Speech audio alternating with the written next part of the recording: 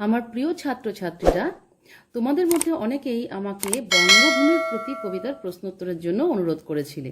তো আজকের ভিডিও আমার এই বিষয়ে প্রশ্নোত্তরের ডালি নিয়ে এসেছি তোমাদের সামনে।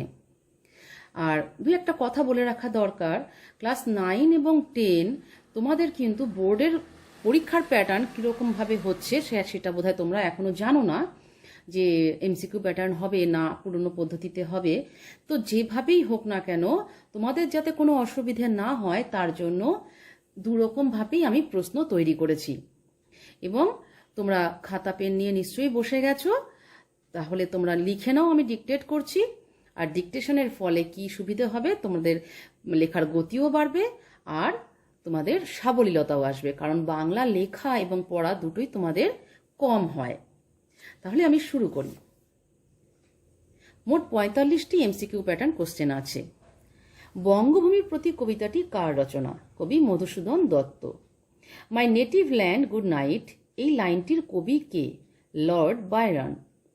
মাইকেল মধুসূদন দত্তের জন্ম কোথায় এবং কত সালে হয়েছিল? 1824 সালের 25শে জানুয়ারি বাংলাদেশের যশোর জেলায় সাগরদাঁড়ি গ্রামে কবির জন্ম হয়। কবি কত বছর বয়সে কলকাতায় আসেন? 13 বছর বয়সে। তিনি কোন কলেজে ভর্তি হন?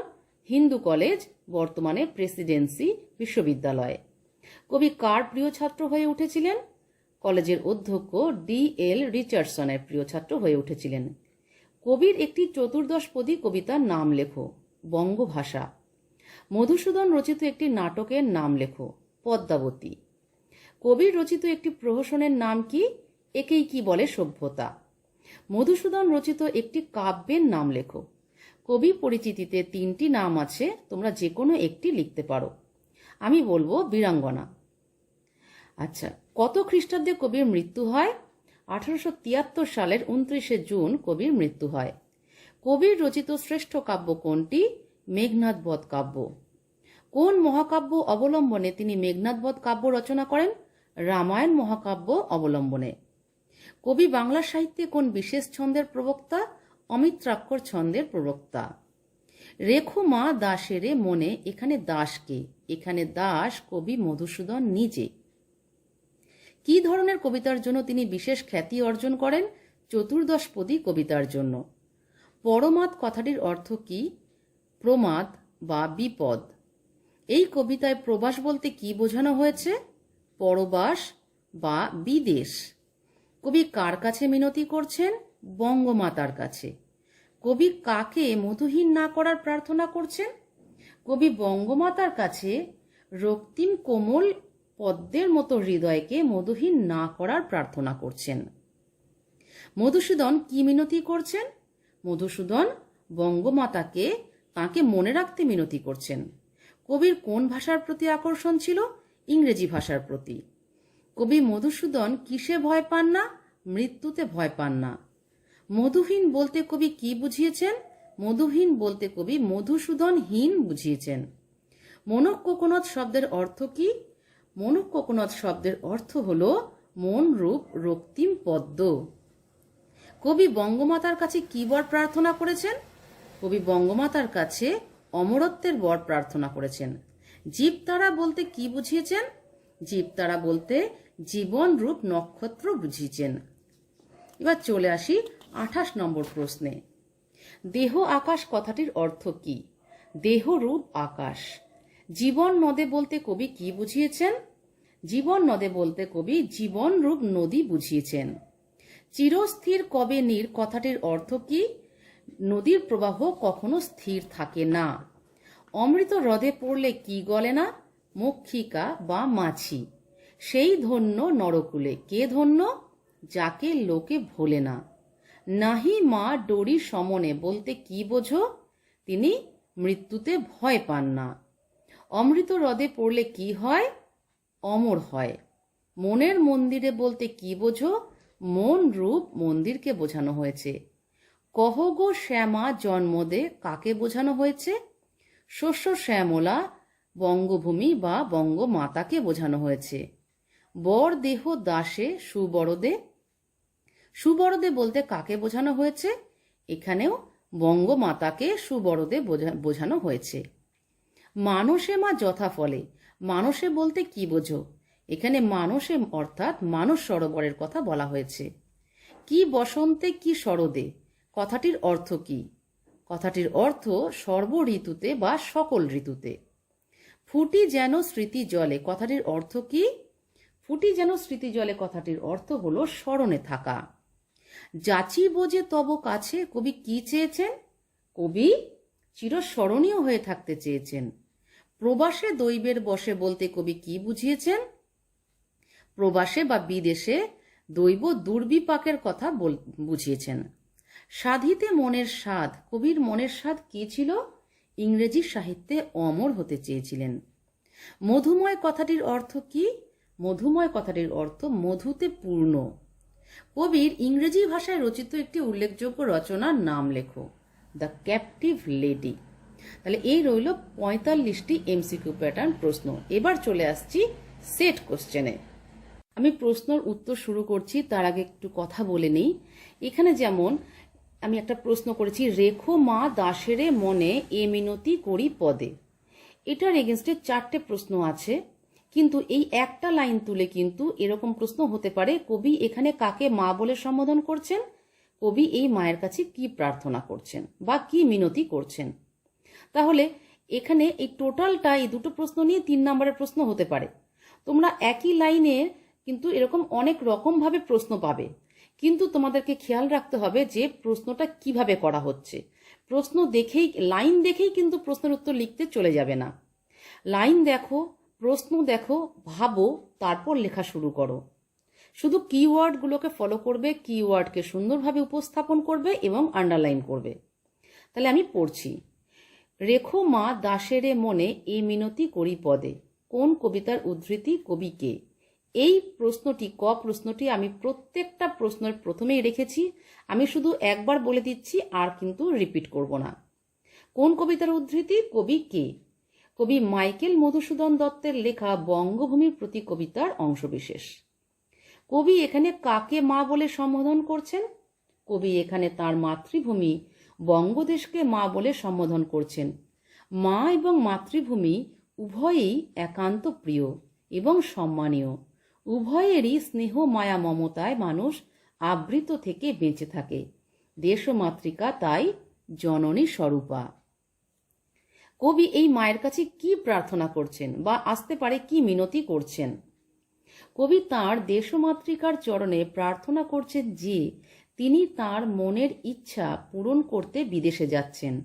এই বিচ্ছেদ বেদনায় তিনি কাতর, কিন্তু যে কারণে তিনি বিদেশ যাচ্ছেন সেখানে যদি বিফলতা আসে, যদি তিনি চিরকালের মতো হারিয়ে যান, বঙ্গজননী যেন তাকে ভুলে না যান।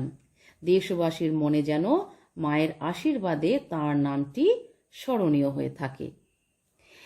দেখো 4 নম্বর প্রশ্ন হচ্ছে, এ মিনতির প্রেক্ষাপট কি? প্রেক্ষাপট অর্থাৎ পার্সপেক্টিভ। এই যে পার্সপেক্টিভ মানে পটভূমি, মানে কবি কেন লিখেছিলেন, এই কবিতাটা লেখার উদ্দেশ্য কি, কি ছিল এর পেছনের কারণ? খুব মন দিয়ে উত্তরটা শুনে নাও। কবি মধুসূদন দত্ত 1862 খ্রিস্টাব্দে 9ই জুন ব্যারিস্টারি পড়ার জন্য বিলেত যাত্রা করেন। বঙ্গভূমির প্রতি কবিতাটি তাঁর যাত্রার দিন 5 আগে লেখা। বন্ধুবর রাজশেখর বসুকে একটি চিঠির সাথে এই কবিতাটি দিয়েছিলেন। সেখানে তিনি ব্যারিস্টারি পাশ করে অর্থের আনুকূল্য পাবেন এবং ইংরেজি ভাষায় কবিতা রচনা করে কবি খ্যাতি লাভ করবেন, এই আশা তিনি মনের মধ্যে পোষণ করতেন। কিন্তু যদি ব্যর্থ হন, যদি চিরকালের মতো হারিয়ে যান, সেই ভীতির ফলে ব্যাকুল হয়ে বঙ্গমাতার কাছে মিনতি জানিয়েছেন তিনি যেন দেশ মায়ের রাঙা পদ্মের মতো কোমল হৃদয় থেকে হারিয়ে না যান। এই হচ্ছে প্রেক্ষাপট। চলে আসছি 2 নম্বর প্রশ্নে। সাধিতে মনের স্বাদ, ঘটে যদি পরমাদ, মধুহীন করোনা গো তব মনঃ কোকনদে। উদ্ধৃত চরণগুলি কার লেখা, কোন কবিতার অন্তর্গত? আমি রিপিট করছি না। খ নম্বরে চলে আসছি, কবির মনের স্বাদ কি?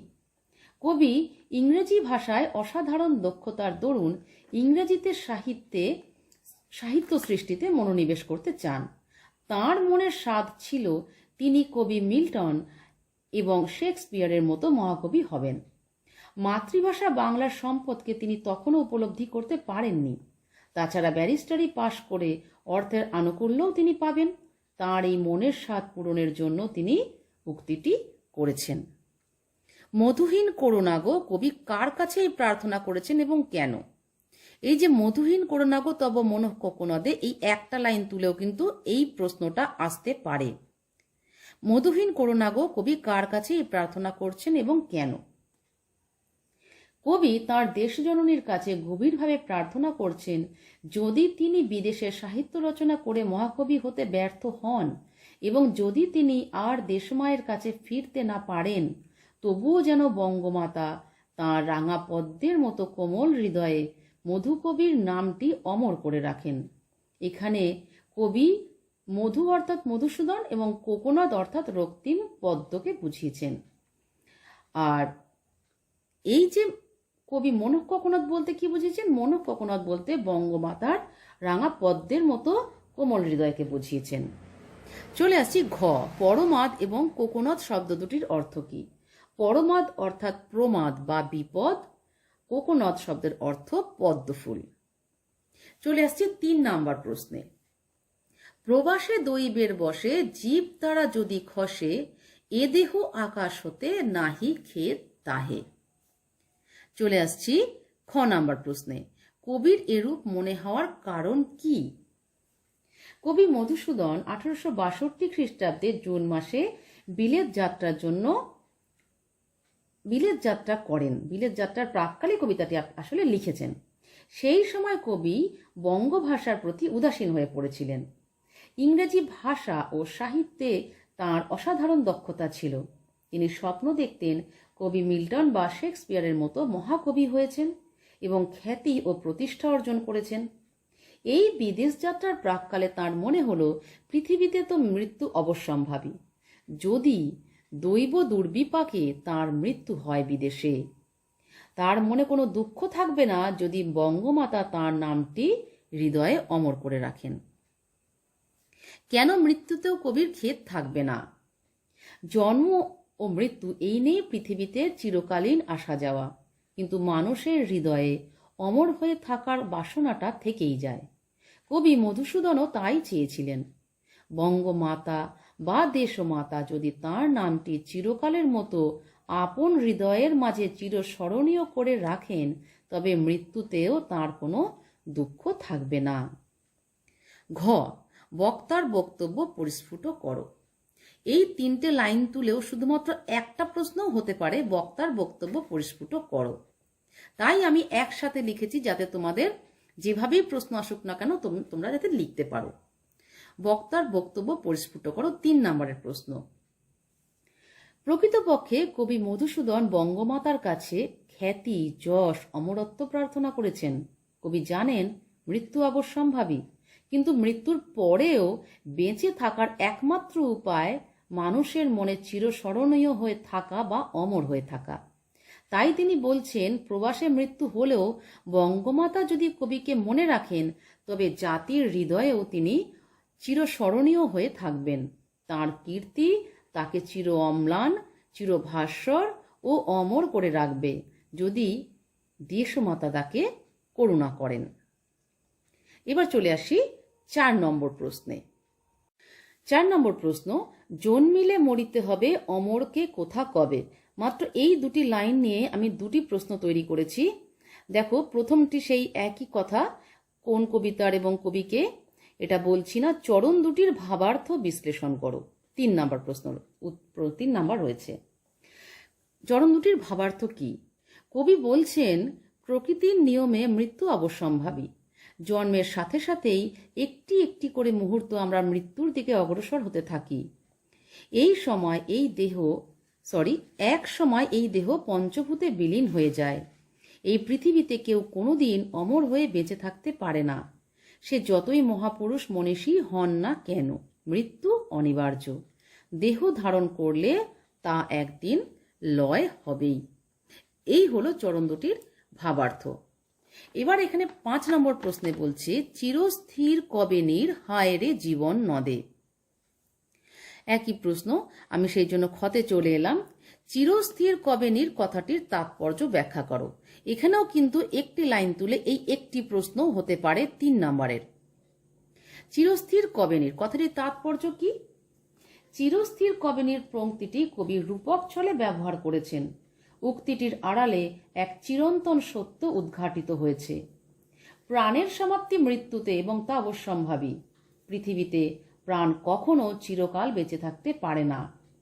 নীর এখানে প্রাণ অর্থে ব্যবহার করেছেন। কবি জানেন তাকেও একদিন পৃথিবী থেকে বিদায় নিতে হবে। তবুও কবির আশা এ পার্থিব শরীর পঞ্চভূতে বিলীন হলেও বঙ্গমাতা যদি আশীর্বাদ করেন তবে তিনি কবি খ্যাতি নিয়ে দেশবাসীর মনে চির অমর হয়ে থাকবেন। গ নাম্বার, উদ্ধৃত চরণটির মাধ্যমে কবি কি বলতে চেয়েছেন? নদী যেমন সর্বদা প্রবহমান, তেমনি মানুষের জীবনও সর্বদাই প্রবাহিত হয়ে চলেছে। এখানে কবি মানুষের চলমান জীবনের সাথে প্রবাহিত নদীর তুলনা করেছেন। মানুষের জীবন যেমন এক মুহূর্তের জন্যও দাঁড়িয়ে থাকে না, নদীও তেমন সর্বদাই আপন বেগে চলতেই থাকে। জন্মের পর থেকে জীবন প্রবাহিত হয়ে চলেছে মরণের দিকে। এই মরণশীল জীবনকে অমর করে রাখার একমাত্র উপায় হলো জীবনে শ্রেষ্ঠ কোনো কাজ করে যাওয়া, যাতে মানুষের মনোমন্দিরে তাঁর নামটি চিরস্মরণীয় হয়ে থাকে। এখানে নীর এবং জীবন নদে কথাটির অর্থ কি? নীর শব্দের অর্থ জল, এখানে প্রাণ অর্থে ব্যবহার হয়েছে। আর জীবন নদে কথাটির অর্থ হলো প্রবাহিত নদীর মতো জীবনও প্রবহমান। চলে আসছি 6 নাম্বার প্রশ্নে। কিন্তু যদি রাখো মনে, নাহি মা ডোরি সমনে, মক্ষিকাও গলে না গো পড়িলে অমৃত হ্রদে। এখানে কিন্তু ক নাম্বার প্রশ্নটা একটু ডিফারেন্ট নিয়ে এসছি। কে কোন কবিতায় কেন সমনকে ভয় পাবেন না বলছেন? কবি মাইকেল মধুসূদন দত্ত তাঁর বঙ্গভূমির প্রতি কবিতায় উক্ত পংক্তিটিতে বলেছেন, বঙ্গমাতা বা বঙ্গভূমি যদি তাঁর প্রতি সহায় থাকেন তাহলে তিনি সমন অর্থাৎ মৃত্যুকেও ভয় পাবেন না। তিনি স্বদেশ মায়ের কাছে কবি হিসেবে অমর হয়ে থাকতে চেয়েছেন। কবির হৃদয়ের এক গভীর আকাঙ্ক্ষা এখানে ফুটে উঠেছে। এখানে মা কাকে বলা হয়েছে? সমন বলতে কবি কি বুঝিয়েছেন? এখানে কবি দেশমাতাকে মা সম্বোধন করেছেন। সমন বলতে এখানে মৃত্যু অর্থাৎ যমকে বোঝানো হয়েছে। মানুষ মাত্রই মৃত্যু নিশ্চিত, তাই তাঁরও মৃত্যু অনিবার্য। এখানে মক্ষিকা ও অমৃতরথ শব্দদ্বয়ের তাৎপর্য কি? মক্ষিকা অর্থাৎ মাছি। কবি নিজেকে অমৃতলোভী মাছির সঙ্গে তুলনা করেছেন। অমৃত পান করলে অমর হওয়া যায়। কবি এখানে বঙ্গভাষাকে অমৃতের সাথে তুলনা করেছেন। বিদেশ যাত্রার প্রাককালে বঙ্গভাষার প্রতি যে অনাদর তিনি করেছেন, তার ফলে যে অনুতপ্ত মন, যেটুকু সাহিত্যের অঞ্জলি তিনি মায়ের চরণে দিয়েছেন, সেটুকুর জন্যই তিনি বঙ্গমাতার কাছে অমরত্ব প্রার্থনা করেছেন। মনের এই ভাব বোঝাতে গিয়ে তিনি দৃষ্টান্ত দিয়েছেন, মাছি বা মৌমাছি অনেক সময় মধুপান করতে গিয়ে মধুভাণ্ডে পড়ে মারা যায়, কিন্তু দেহ অবিকৃতই থেকে যায়। তাই কবি বলছেন, বিদেশে দৈবাৎ যদি তাঁর মৃত্যু হয় বা তাঁর আশা পূরণে ব্যর্থতা আসে, তবুও যেন তিনি স্বদেশের কাছে, বঙ্গজননীর কাছে চিরস্মরণীয় হয়ে থাকতে পারেন। কিন্তু যদি রাখো মনে, এখানে কিন্তু কথাটি কবি কেন বলেছেন ব্যাখ্যা করো। এখানে কিন্তু কথাটির অর্থ, এই কিন্তু কথাটির আড়ালে এক চিরন্তন সত্য লুকিয়ে আছে। আমরা জানি মৃত্যু অবশ্যম্ভাবী। সাধারণ মানুষ জন্মগ্রহণ করবে এবং মৃত্যু হবে, এর মধ্যে কোনো গৌরব নেই। কিন্তু কবি বঙ্গমাতার কাছে প্রার্থনা করছেন, তিনি বিদেশ যাত্রার আগে যেটুকু সাহিত্য সৃষ্টির অঞ্জলি বঙ্গমাতার চরণে নিবেদন করেছেন, তার জন্য যদি দয়া করে মায়ের রাঙা কোমল হৃদয়ে স্থান দেন, তাহলে তাঁর জীবন ধন্য হয়ে যাবে। বঙ্গ সাহিত্যে তাঁর অবদান চির বিরাজ করবে। ভাগ্যের অন্বেষণে গিয়ে যদি বিদেশে তার মৃত্যুও হয়, তাতেও তাঁর দুঃখ থাকবে না। আর এ কথা সত্যি যে কবি নিজ প্রতিভা গুণে আমাদের মনের মণিকোঠায় চির অমর হয়ে আছেন। এবার চলে আসি 7 নম্বর প্রশ্নে। 7 নম্বর প্রশ্ন, সেই ধন্য নরকুলে লোকে যারে নাহি ভুলে, মনেরও মন্দিরে সদা সেবে সর্বজন। আমি সোজা খতে চলে এলাম। কোন মানুষ নরকুলে ধন্য হন? যদি মানুষ তার সম্পূর্ণ জীবনে কোনো শ্রেষ্ঠ কীর্তি রচনা করে নিজের অস্তিত্বকে অমর করে রেখে যেতে পারে, সেই মানুষ নরকুলে ধন্য হয়। মৃত্যুর সাথেই যদি সব শেষ হয়ে যায়, তাহলে তার শ্রেষ্ঠ জন্ম, মনুষ্য জন্ম একেবারেই বৃথা। যে মানুষ মনুষ্য সমাজে চিরস্মরণীয় হয়ে থাকে, সেই মানুষই ধন্য। উক্তিটির তাৎপর্য ব্যাখ্যা করো। কবি মধুসূদন বঙ্গভূমির প্রতি কবিতায় বিদেশ যাত্রার প্রাককালে বঙ্গমাতার কাছে মিনতি করছেন যে যশ খ্যাতি প্রাপ্তির আশায় তিনি যাচ্ছেন ঠিক, কিন্তু মাতৃস্বরূপা বাংলা মা যেন তাঁকে ভুলে না যান। মৃত্যু অনিবার্য, কিন্তু তিনি যদি চিরতরে সকলের মন থেকে হারিয়ে যান, তাহলে তাঁর জন্ম বৃথা। যে মানুষ জীবনে শ্রেষ্ঠ কোনো কীর্তি রচনা করে সকলের হৃদয়ে স্থান করে নিতে পারেন, সেই মানুষই নরকুলে ধন্য। মনেরও মন্দিরে সদা সেবে সর্বজন। ব্যাখ্যা করো। ঠিক এই একটা লাইন তুলেও এই একটা প্রশ্ন হতে পারে, সেটা 2 নাম্বার। মনকে এখানে কবি মন্দিরের সাথে তুলনা করেছেন। মন্দিরে দেব দেবী তথা ঈশ্বরের আরাধনা হয়। ঈশ্বরের পূজা অর্চনার মাধ্যমেই মানুষ তাঁকে সেবা করে। যে মানুষ জীবনে কোনো শ্রেষ্ঠ কাজ করে যেতে পারে, তাকে মনুষ্য সমাজ তাদের হৃদয়ের অন্তরতম স্থানে স্মরণীয় করে রাখে। কবি বলতে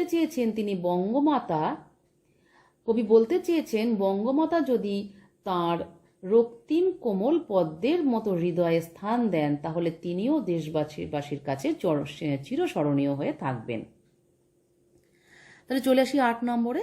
কিন্তু কোনো গুণ আছে যাচি বোঝে তব কাছে, হেন অমরতা আমি কহ গো শ্যামা জন্মদে। চলে আসছি খতে। কবি এখানে কোন অমরতার কথা বলেছেন?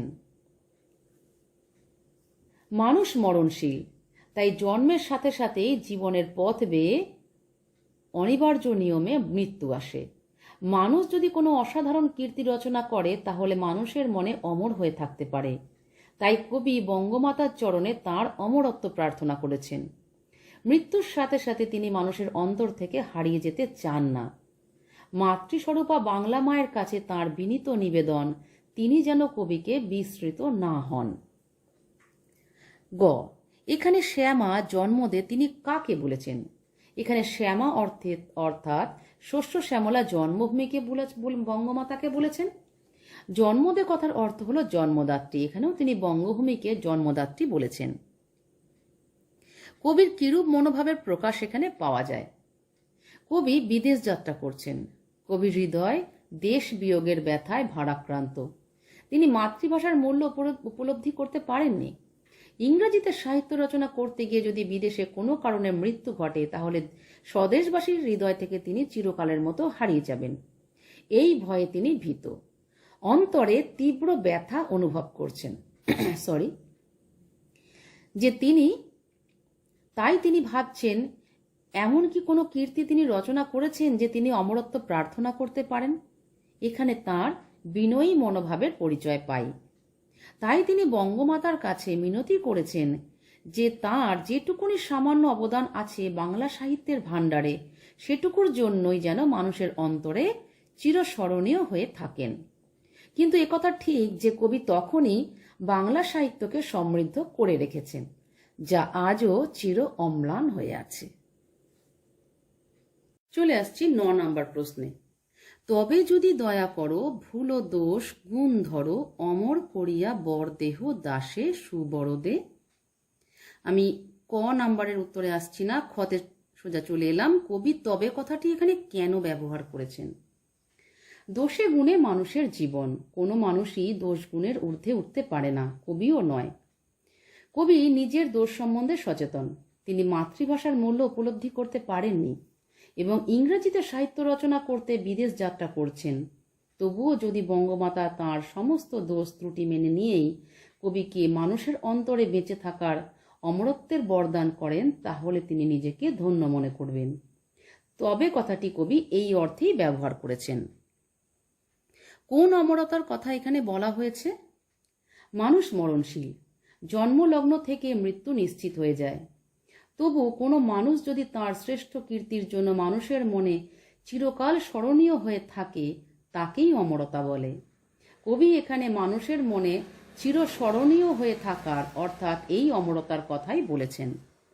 সুবরদে কথাটি কাকে বলা হয়েছে এবং কেন? কবি মধুসূদন বঙ্গমাতাকে সুবরদে বলেছেন। যিনি সুন্দরভাবে বরদান করেন তাকে সুবরদে বলা হয়। কবি বিদেশ যাত্রা করছেন যশস্বী হওয়ার আকাঙ্ক্ষায়। দেশমাতৃকার সাথে আসন্ন বিচ্ছেদে কবির মন ভারাক্রান্ত। তিনি ভীত যদি তাঁর দেশবাসী তাঁর বঙ্গমাতা তাকে ভুলে যান। তাই তিনি আকুলভাবে দেশ জননীর কাছে বর অর্থাৎ আশীর্বাদ প্রার্থনা করছেন। তাই বঙ্গমাতাকে এখানে তিনি সুবরদে বলেছেন। চলে আসছি 10 নম্বর প্রশ্নে।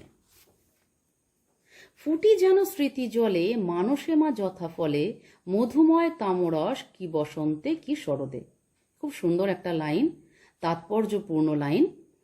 এখানে কিন্তু একটা লাইন তুলেও প্রশ্ন হতে পারে, এই 3টে লাইন তুলেও প্রশ্ন হতে পারে। আমি সব রকমই প্রশ্ন রেখেছি, কিন্তু এখানে আমি 5টা প্রশ্ন রেখেছি। প্রথম প্রশ্নের উত্তরে আমি যাচ্ছি না, আমি খ থেকে শুরু করছি। ফুটি যেন স্মৃতি জলে কথাটির তাৎপর্য ব্যাখ্যা করো। অর্থ ও খ্যাতির জন্য মধুসূদন স্বদেশ ছেড়ে বিদেশ যাত্রা করছেন। সম্পূর্ণ অনিশ্চয়তায় ভরা তাঁর জীবন। কিন্তু তিনি এই সত্য জানেন যে ইতিমধ্যে যে সাহিত্য তিনি রচনা করেছেন তা বাংলা সাহিত্যকে সমৃদ্ধ করেছে এবং তিনি আধুনিক বাংলা সাহিত্যে কবি ও নাট্যকার রূপে শ্রদ্ধা ও সম্মানের দাবি রাখেন। তাঁর প্রতিভার স্ফুরণে বঙ্গভাষা যথার্থই সমৃদ্ধশালী হয়েছে। তাই কবি বঙ্গমাতার কাছে প্রার্থনা করছেন তাঁর মহান সাহিত্য কীর্তির দ্বারা মনুষ্য সমাজের স্মৃতিতে যেন প্রস্ফুটিত থাকতে পারেন চিরকাল। চলে আসছি গতে। মানসে কথাটি কবি কেন ব্যবহার করেছেন? মানসে শব্দটির 2টি অর্থে ব্যবহার করেছেন কবি। প্রথম, মানুষ বলতে তিব্বতের মানস সরোবরের কথা বলা হয়েছে। স্ফটিক স্বচ্ছ জলে বছরের সবসময়ই অসংখ্য পদ্মফুল প্রস্ফুটিত থাকে। আবার অন্য অর্থে মানুষের মনকে বোঝানো হয়েছে। কবির একান্ত প্রার্থনা কবিও যেন বঙ্গভূমির প্রতিটি মানুষের অন্তরে সদা বিরাজমান থাকেন। চলে আসছি ঘ। মধুময় তামরস শব্দটির অর্থ কি? কবি কেন এই উপমাটি ব্যবহার করেছেন? খুব সুন্দর প্রশ্ন। মধুময় তামরস অর্থাৎ মধুপূর্ণ পদ্মফুল। কবি বলছেন তিনি যেন মানুষের স্মৃতিরূপ জলে মধু ভরা পদ্মের মতো ফুটে থাকেন চিরকাল। এখানে মধু শব্দটি ব্যবহার করেছেন দুভাবে। এক, তিনি মধুসূদন, এবং অন্যটি শরতে বসন্তে অর্থাৎ সর্বদা ফুটে থাকা পদ্মের বুকের মাঝে জমে থাকা মধু। এখানে দেখো উম প্রশ্নটি একটি অতিরিক্ত প্রশ্ন এবং খুব গুরুত্বপূর্ণ প্রশ্ন। মধুময় তামরস কি বসন্তে কি শরদে, এই অংশটির অন্তর্নিহিত অর্থ ব্যাখ্যা করো। শুধু একটি মাত্র এই লাইনটি তুলেও প্রশ্ন হতে পারত বা পারে, হয়তো বা দেবেও। তাহলে এর উত্তরটি শুনে নাও। কবি মধুসূদনের একান্ত কামনা ছিল তাঁর নশ্বর দেহটার বিনাশ হলেও তাঁর নাম অমলিন হয়ে থাকুক মানুষের মনের মণিকোঠায়। তিব্বতের মানস সরোবরে যে পদ্মফুল সারা বছর প্রস্ফুটিত থেকে তার সৌন্দর্য বিতরণ করে, কবিও তেমনি সারা জীবন মানুষের স্মৃতিতে চির অক্ষয় হয়ে বিরাজ করতে চান। অমর হয়ে মানুষের মনে থাকতে চান কবি তাঁর কীর্তি ও যশের দ্বারা। তাহলে এটা হলো। এবার চলে আসি শেষ প্রশ্ন। এবার এটাও একটু ডিফারেন্ট কোশ্চেন। দেখো, অমরকে কোথা কবে আর অমর করিয়া বরদেহ দাসে সুবরদে, দুটি সম্পূর্ণ ভিন্ন জায়গা থেকে দুটি ভিন্ন লাইন একসাথে করে প্রশ্নটা আমি করেছি। কারণ অমর কথাটি কবিতায় কবি দু জায়গায় দুভাবে ব্যবহার করেছেন, দুটোর মানে কিন্তু আলাদা। তাই প্রশ্নটাও এসেছে অন্যভাবে। কবির এরূপ বিপরীত ধর্মী মনোভাবের কারণ বিশ্লেষণ করো। 3 নম্বরের প্রশ্ন, খুব মন দিয়ে শোনো। আলোচ্য কবিতায় কবি মধুসূদন অমর কথাটি 2টি অর্থে ব্যবহার করেছেন। অমরকে কোথা কবে বলতে কবি জগতের সব মানুষের মৃত্যুর কথা বলেছেন। জন্ম মাত্রই মৃত্যু নিশ্চিত, আর মৃত্যু মানেই দেহ পঞ্চভূতে বিলীন হয়ে যায়, কিছু মাত্র অস্তিত্ব থাকে না। নেক্সট স্ট্যান্জায় চলে আসবে, অমর করিয়া বরদেহ দাসে সুবরদে, এখানে অমর কথাটি মৃত্যুহীন অর্থে ব্যবহৃত হয়েছে। এমন কিছু মানুষ আছেন যারা তাদের শ্রেষ্ঠ কর্ম ও সুকীর্তির জন্য মানুষের মনের মণিকোঠায় চিরভাস্বর হয়ে থাকেন। তাদের মহান কীর্তি তাদের অমর করে রেখেছে। তাই কবিও তার মৃত্যুর পর সুকর্মের সুকীর্তির মাধ্যমে জনমানসে বেঁচে থাকার ইচ্ছে প্রকাশ করেছেন। তাহলে আমার 11টা প্রশ্ন সম্পূর্ণ হলো। আমার মনে হয় আমি তোমাদের ঠিকঠাকভাবে ব্যাখ্যা করতে পেরেছি। তবুও আমি বরাবর যেটা বলে থাকি, যদি কোথাও কোনো অসুবিধে হয়, এমনকি কোনো বানানেও যদি সমস্যা হয়, আমাকে জানাও, আমি সাথে সাথে উত্তর দেওয়ার চেষ্টা করব। তাহলে আজকের ভিডিও আমার এ পর্যন্তই। তোমরা ভালো থেকো।